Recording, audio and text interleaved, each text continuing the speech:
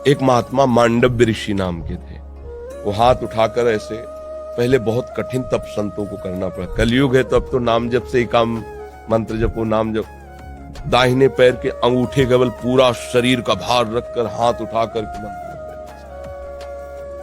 जप। उसी राज्य में कुछ चोरों ने राजा के यहाँ चोरी की, राज कर्मचारियों ने पीछा किया, उनके आश्रम में गए और आश्रम में छुप गए, इस भाव से कि महात्मा के आश्रम को देखते ही राज कर्मचारी वापस चले जाएंगे कि यहाँ कैसे चोर छुपे हो। पर उनकी दृष्टि पड़ गई घुसते देख के। अब वहां गए तो माल सहित पकड़े गए। तो उन्होंने सोचा कि महात्मा ने ये नाटक कर रहा है, चोर रखता है और चोरी करवाता है। तो उसी अवस्था में मांडव्य ऋषि को भी ले गए और राजा के सामने पेश किया कि समस्त चोरों को पकड़ लाए तो उनका सूली की सजा दे दो। सूली की सजा बड़ी भयानक होती थी। एक भाले जैसे यंत्र में ऊपर से सीढ़ियों से ले जाकर उसे छोड़ा जाता था, गुदा द्वार से वो जितना घुस जाए भाले जैसा, अब वो उसे में टंगा।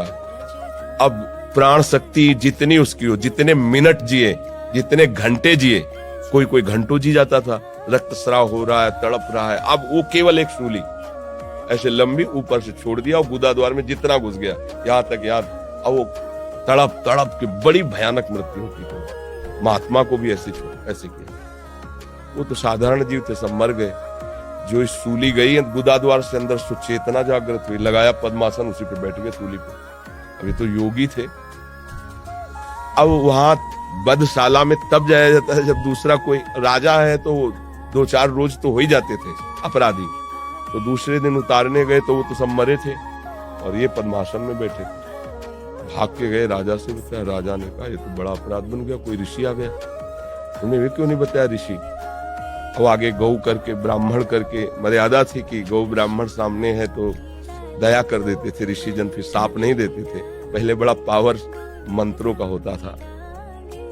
हाथ जोड़, महाराज हमें बिल्कुल पता नहीं थी, आप यहाँ कैसे लाए गए मुझे बिल्कुल पता नहीं, अब मुझे क्षमा कर दीजिए, मैं बिल्कुल नहीं। बोले मुझे आपसे कोई मतलब नहीं, पहले ये निकलवाओ सूली।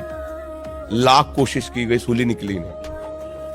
तो उनका काट दो, ऐसे काट दिया गया, सूली काट दी। सीधे वहां से अंतर ध्यान हुई, धर्मराज के पास पहुंचे, क्योंकि पावरफुल महात्मा थे। धर्मराज से कहा कि मैंने क्या ऐसा पाप किया जो तुमने दंड विधान किया? क्योंकि ऊपर हाई कमान तो वहां है ना, क्रिया यहां दिखाई दे रही, कारण तो वहां है ना, पूरा हिसाब किताब उनके पास। तो बड़े गुस्सा में थे। उनका गुस्सा मत होइए महाराज, आप देख लीजिए। जैसे अपने है ना कि रिवर्स करके फिर वही सीन चला के दिखा दी टीवी में, तो वहां उन्होंने सीन दिखाई।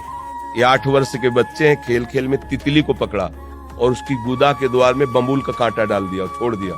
तड़प तड़प के तितली काफी समय में, बम्बूल का कांटा बड़ा होता है, तो जानते उसका परिणाम क्या आया? सूली उनके गुदा में डाली गई महात्मा होने पर भी। अच्छा, गुदा से कांटा निकाला नहीं तो सूली निकली नहीं।